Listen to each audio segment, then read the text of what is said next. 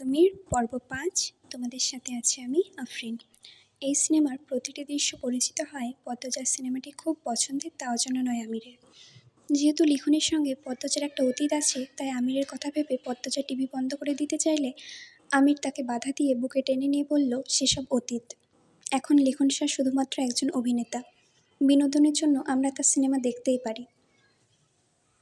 এক টুকরো শুভ্র শীতল মেঘ যেন পদ্মজার হৃদয় ছুঁয়ে নিল। ও মুখ তুলে এক নজর আমিরকে দেখে ভাবল, কি মহৎ চিন্তাধারা। মানুষটা কত সরল, মনে কোনো প্যাচ নেই, সব কিছু হাসি মুখে মেনে নেয়। আমির উচ্ছ্বাস নিয়ে বলল, দেখো দেখো, তোমাদের টমেটো গাছগুলো দেখাচ্ছি। পদ্মজা টিভির দিকে তাকায়। সিনেমায় এখন তাদের বাড়ির দৃশ্যগুলো দেখানো হচ্ছে। ও দুই চোখ ভরে নিজের বাড়ির আনাচ কানাচ দেখছে। শুধু আমিরের বেঁকে যাওয়া দুটো ভ্রু, লিখনের মুখ, কণ্ঠের স্বর, নড়াচড়া ঈর্ষার ঢেউ তুলছে বুকে। পদ্মজার প্রথম ভালো লাগা এই পুরুষ মানুষটি। লিখন নিজের সীমা জানে, কখনো নিজের সীমা অতিক্রম করেনি, তবুও আমির তাকে ঈর্ষা করে। লিখনের এই ভালো মানুষের জন্য পদ্মজা তাকে খুব সম্মান করে। আমির ভাবে ওর সম্মানের ভাগ হয়ে গেছে, ও মানতে পারে না। হাত নিষ্পিস করে লিখনের গলা টিপে ধরতে। সিনেমা শেষ হতে আরও কয়েক ঘন্টা বাকি। এতক্ষণ লিখন শাহকে সহ্য করা আমিরের পক্ষে সম্ভব নয়। ও তাৎক্ষণিক সিদ্ধান্ত নেয় পদ্মজার জন্য পুরো আনন্দপুর সব কিছু সিরিয়ে আনার ব্যবস্থা করবে। পদ্মজা যা চায় তাই সে দিবে, তবে এই সিনেমা আর নয়। ও টয়লেটের কথা বলে রুমে গিয়ে কাউকে টেলিফোন করে বলল ৫ মিনিট পর পুরো এলাকার বিদ্যুৎ সংযোগ বিচ্ছিন্ন করে দিতে। সেক্রেটারির গলা, মিস্টার হাওলাদার রফিক মাওলা এসেছেন আপনার সঙ্গে দেখা করতে। এমপি কুতুবউদ্দিনের চামচা রফিক মাওলা, তার বয়স ৩৭, চুলের রং কালো, গায়ের রং ফর্সা, মোটা নাক, পরনে কালো রঙের স্যুট, আকাশি রঙের শার্ট এবং চামড়ার জুতা। তার মধ্যে ইবলিশের ছায়া আছে, দেখতেই মনে হয় অশুভ প্রতীক। এদের হাত ধরে আমিরের শহুরের নারী ব্যবসার সূচনা হয়েছিল। অভিজ্ঞতার ঝুলি ভারী হওয়ার আমির নিজের আলাদা ব্যবসা শুরু করতে চাইলে কুতুবউদ্দিনের সঙ্গে তার বাকবিতণ্ডা হয়। আমির তাদের আড়ালে নিজের একটা দল তৈরি করেছিল, তাই কুতুবউদ্দিন তার হাঁটি ভেঙে ফেলতে পারেনি। তাদের মধ্যেকার লড়াই যখন তীব্র আকার ধারণ করে, উচ্চপদস্থ সরকারি কর্মকর্তা হামিদ খান ফয়সালার মাধ্যমে দুজনের লড়াই থামিয়ে নিজেদের মতো কাজ করার অনুপ্রেরণা যোগায়। তারপর থেকে নিশ্চুপে নারী ব্যবসা নিয়ে দুই দলের মধ্যে প্রতিযোগিতা চলছে। আমির দেশের সাধারণ নাগরিক হয়েও নিজের চতুরতা বুদ্ধিমত্তার কারণে এমপি কুতুবউদ্দিনের ক্ষমতার প্রতিদ্বন্দ্বিতা করার শক্তিশালী হয়ে ওঠে। কেউ কারো থেকে কম নয়। ইয়াকি শাফির হেরেম তৈরির জন্য নারী সংগ্রহের দায়িত্ব প্রথম কুতুবউদ্দিনের হয়ে রফিক মাওলার পাওয়ার কথা ছিল, কিন্তু যখন আমির উপস্থিত হলো, ইয়াকি শাফি মত পরিবর্তন করে দায়িত্ব আমিরকে দিয়ে দিল। আমির সেদিন পৈশাচিক হাসি এসেছিল। তাদের গত ৫ বছরের আয় এই একটি চুক্তির আয়ের সমান। কুতুবউদ্দিন ভেবেছিল এই টাকায় নিজের জাহাজের ব্যবসাকে আরও বড় করে তুলবে। অন্যদিকে আমিরের পরিকল্পনা এই টাকায় এয়ারলাইনের ব্যবসা শুরু করার। গত ৯ বছর যাবৎ কুতুবউদ্দিন কিংবা তার চামচা রফিক মাওলার সঙ্গে আমিরের সরাসরি বাক্য আদান প্রদান হয়নি।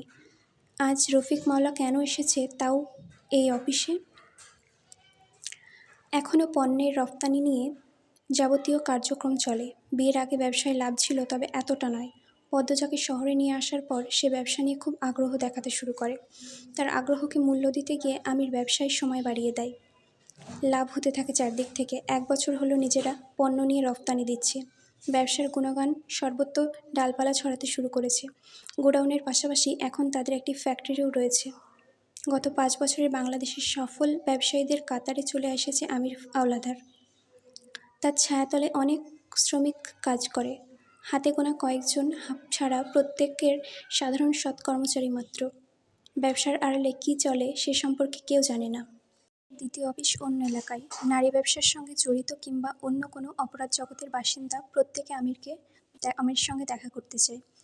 আমির সেক্রেটারিকে ভারী গলায় বলল, তাকে আসতে দিবেন না। ইন্টারকমের সুইচ অফ করে দিল ও। আলমগীর সহ আরও ৬ জন আমিরের অফিসে ঢুকলো। দ্বিতীয় অফিসে যাবার সময় হবে না বলে তাদেরকে আমির এখানে ডেকেছে কাজ বুঝিয়ে দেওয়ার জন্য। কে কোন এলাকায় যাবে, কিভাবে কি করবে তার একটা ছক তৈরি করেছে। প্রত্যেকের হাতে তা তুলে দিবে। আলমগীরের পাশে কবির দাঁড়িয়ে আছে, ২৩ বছরের তরুণ। বছর কয়েক আগে কবিরকে পথ থেকে তুলে এনেছিল আমির।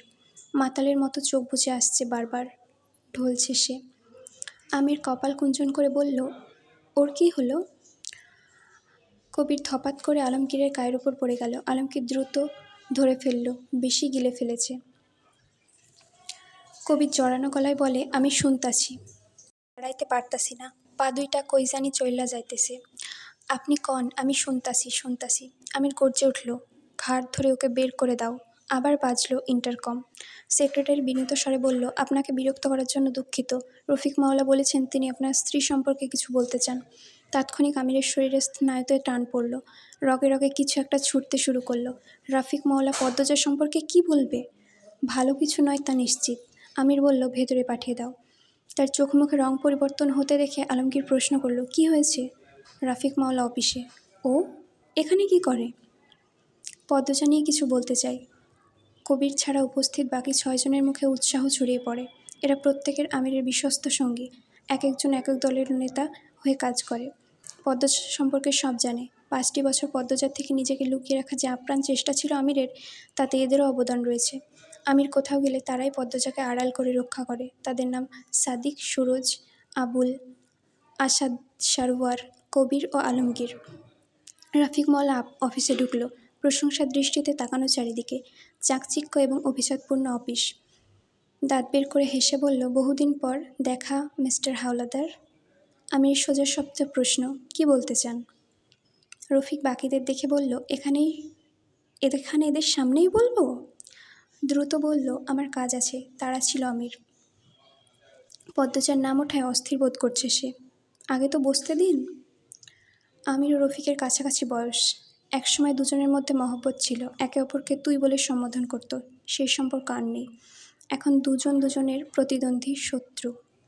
আমিরের মুখোমুখি একটি চেয়ার দখল করে বসল রফিক। বলল, ভাবি কেমন আছে? শরীর ভালো আছে তো? রফিকের মুখে পদ্মজার সম্পর্কে কিছু শুনতে চাচ্ছে না আমির। এতটা অস্থির হয়ে পড়েছে যে স্থির হয়ে দাঁড়িয়ে থাকতে কষ্ট হচ্ছে। রফিক পুনরায় বলল, ভাবির নাকি জ্বর এসেছিল, এখন ঠিক আছে? আমির কটমট করে তাকিয়ে আছে। তার হয়ে আলমগীর বলল, হেয়ালি ছাড়ুন, কি বলতে চান? কাজের কথায় আসুন। রফিক কাজ ঝাঁকিয়ে বলল, ভাবির সম্পর্কে বলতে চাই। রফিক পদ্মজার সম্পর্কে কিছু বলতে চাই শোনার পর থেকে আমিরের রক্ত টকবক করছে। সে গজরে ওঠার আগেই রফিক বলল, ভাবিকে দেখার সৌভাগ্য হয়নি, তবে শুনলাম ভাবি নাকি। রফিক থামল। আমিরের দিকে তাকিয়ে ফিচকে হাসল। আমির মনে মনে ভাবছে, রফিক যেন এটা না বলে ও জেনে গেছে পদ্মজা আমার ব্যবসা সম্পর্কে কিছু জানে না। তাহলে শত্রুপক্ষরা আমাকে ধ্বংস করার মোক্ষম হাতিয়ার পেয়ে যাবে। এটা যেন না হয়, না হয়। কিন্তু তাই হলো। রফিক নাটকীয় ভঙ্গিতে বলল, ভাবির থেকে আড়াল করাটা কি ঠিক হচ্ছে? অর্ধাঙ্গিনীর তো সব জানা উচিত। সে জানবে না, তোকে জানবে? ভাবির সাথে অবিচার হচ্ছে, আমি এর প্রতিবাদ জানাচ্ছি। বুঝেও না বিচার ভান করে আমির বলল, কি জানার কথা বলছেন? রফিক নিষ্পাপ গলায় বলল, অতীতের ফষ্টি নষ্টি, 2টা বউ, নারী ব্যবসা, এত বড় একটা চক্রান্ত। আমির কথার মাঝে উত্তেজিত হয়ে পূর্বের সম্বোধন চলে আসলো, বেরিয়ে যা কুত্তার বাচ্চা, এক্ষুনি বেরিয়ে যা। আলমগীর, সাদিক দুজন মিলে রফিককে বগল থাবা দিয়ে ধরে বের করে দেওয়ার জন্য। রফিক ঠোঁট বাঁকা হাসি এঁটে বলল, আশা করি ভাবি তার স্বামীর গল্পটা খুব আগ্রহ নিয়ে শুনবে। আমিরের দুটি চোখ লাল হয়ে গেছে, বুকের ভেতর ধিকপিক করে জ্বলছে আগুন। রফিক মাওলা জানে মানে কুতুবুদ্দিনও জানে। সে ফেঁসে গেছে, পাথর হয়ে গেছে আমির। দ্রুত আলমগীরকে থামিয়ে দিয়ে দুর্বল ও কর্কশ কথায় বলল, কি চাস? রফিক বিজয়ের হাসি হাসল। 2 হাত ঝেড়ে আবার চেয়ারে বসে পেশাগত ভঙ্গিতে বলল, স্যার বলেছেন ইয়াকি শাফির সঙ্গে যে চুক্তিপত্রটা করেছেন সেটি যেন আপনি বাতিল করেন। আপনার পশ্চিমের জায়গাটাও চান। সেখানে আপনি আরেকটা ফ্যাক্টরি করতে যাচ্ছেন। স্যার সেখানে শপিং মল করবেন আর 4টি জাহাজ যায়।